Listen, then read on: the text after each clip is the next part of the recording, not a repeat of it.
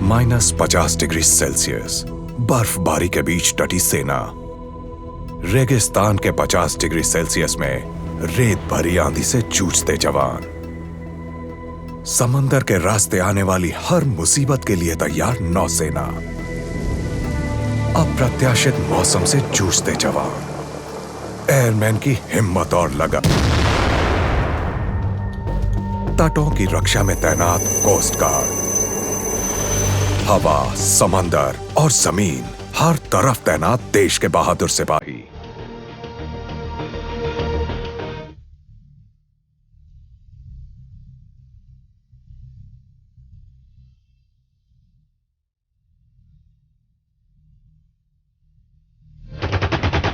आजादी के 70 सालों में भारत की तरक्की में आने वाले हर कांटे से लड़े हैं आप। मुल्क की सेवा को अपना धर्म बनाया है आपने। देश की सेवा के साथ अपने बच्चों के सुनहरे भविष्य के बारे में भी सोचा है आपने, और इस देश के भविष्य के लिए वोट भी तो दिया है आपने। कोशिश हमेशा रहती है कि हमेशा देने की, पर क्योंकि नेवी सर्विस है और हमें सी सर्विस करनी पड़ती है, तो कभी कभी ऐसा होता है कि हम वोट नहीं दे पाते। आइए देखें कि एक सर्विस वोटर के रूप में आप कैसे वोट दे सकते हैं। क्या बात है यादव, तुमने अपने आप को सर्विस वोटर के रूप में रजिस्टर किया कि नहीं? ये सर्विस वोटर क्या होता है? देखो, कोई भी व्यक्ति जो भारतीय सेना में है, वायु सेना में है या जल सेना में है, कोई भी व्यक्ति जो आर्मी एक्ट 1950 के तहत किसी केंद्रीय बल में है, जो भी व्यक्ति स्टेट आर्म पुलिस फोर्स का मेंबर है और अपने राज्य से बाहर पोस्टेड है, या फिर कोई भारत सरकार की सेवा में विदेश में पोस्टेड है, ये सब सर्विस वोटर की कैटेगरी में आते हैं। सर्विस वोटर्स अपनी पत्नी को भी सर्विस वोटर के तौर पे रजिस्टर कर सकते हैं। लेकिन अगर पत्नी सर्विस वोटर के साथ उसके प्लेस ऑफ पोस्टिंग में रहती हो तो देखो, ऑनलाइन जाना है www.servicevoter.nic.in पे। उस पे जाके फॉर्म नंबर 2 डाउनलोड करके भरना है।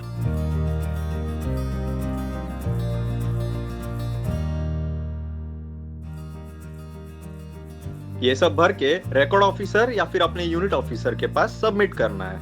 प्रॉक्सी वोटर के जरिए भी आप अपना वोट डाल सकते हैं। प्रॉक्सी वोटर मतलब तुम अपनी जगह किसी को नॉमिनेट कर सकते हो वोट देने के लिए।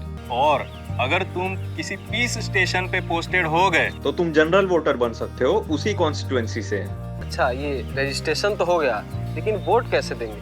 देखो, डिटेल में समझना है तो जेसीओ साहब के पास चलना पड़ेगा। मैं वहीं जा रहा था, चलोगे? हाँ, चलेंगे। इसमें क्या होता है, सबसे पहले एक पोस्टल बैलेट पेपर होता है और ये फॉर्म 13A यानी डिक्लेरेशन बाय द इलेक्टर होता है, और साथ में 2 लिफाफे होते हैं, एक 13B यानी छोटा लिफाफा और एक 13C यानी बड़ा लिफाफा होता है। इस पे तुम जिस भी कैंडिडेट को अपना वोट देना चाहते हो टिक मार्क करो, इसे मोड़कर ये छोटे लिफाफे में डाल दो कि ये फॉर्म 13A यानी डिक्लेरेशन बाय द इलेक्टर, इसको भरकर साइन कर दो और अपने कमांडिंग ऑफिसर से इसको अटेस्ट करवा लो, और इस छोटे लिफाफे के साथ इस बड़े लिफाफे में इसको डाल दो।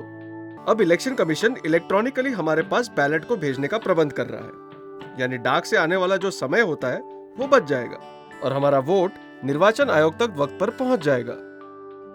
इसे डाउनलोड करने के लिए रिकॉर्ड ऑफिसर, यूनिट ऑफिसर या हमसे जुड़े जो कमांडिंग ऑफिसर होते हैं उनके पास से एक OTP यानी 1 टाइम पासवर्ड मिलता है, जिसको डालकर ये फॉर्म प्रिंट हो जाता है और डिक्लेरेशन फॉर्म और बैलेट पेपर के साथ इसके साथ 2 स्टिकर प्रिंट होता है। एक स्टिकर फॉर्म 13B यानी छोटे लिफाफे पर और दूसरा स्टिकर फॉर्म 13C यानी बड़े लिफाफे पर चिपकाना होता है। बाकी की प्रक्रिया बिल्कुल वैसी ही है जैसे नॉर्मल पोस्टल बैलेट किट की होती है। इतना आसान होता है सर सर्विस वोटर के लिए वोट देना? सर, अब मैं एक भी वोट अपना बर्बाद नहीं होने दूंगा। इस मुल्क की तामीर में तेरा खून भी है, तेरी कुर्बानियां भी। याद रखना के मुल्क ये महफूज है क्योंकि तू है इस मुल्क का जर्रा जर्रा कर्जदार है तेरा। तेरे खून की हर एक बूंद से तूने इसे संवारा, तेरे मुल्क को हरदम तेरा साथ है जरूरी। तेरी आवाज भी जरूरी, तेरा वोट भी जरूरी, तेरी आवाज भी जरूरी, तेरा वोट भी जरूरी।